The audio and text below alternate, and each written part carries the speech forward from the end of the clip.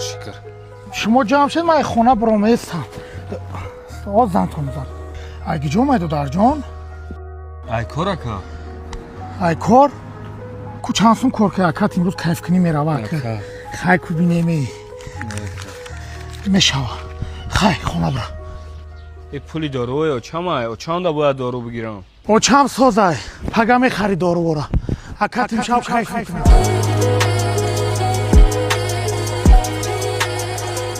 باید دارو میخریم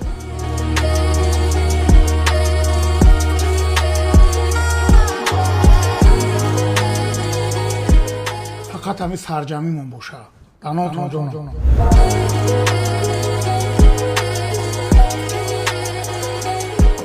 خای گل زکاس کنیم بخوریم اخی راست میگوی پیتزا زکاس میکنیم پول چاقولی میتونم پیتزا گاب داره شما گوشت شتر زکات کنین مرا زورو میرسه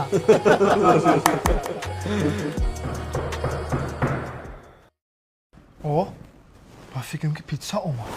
برا در شوی که بگو با همین درم نبیا من خودم میرم چند پیتزا زکات کنید تا میشوا بچه پیتزایمو اومد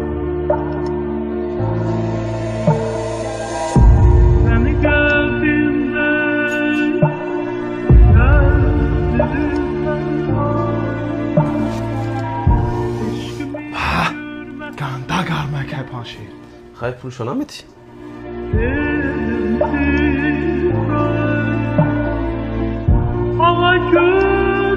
واینا سونتاکی بزدک کو چانسون کار که اکات امروز کیف کنی میروا پولی داروه یا چمه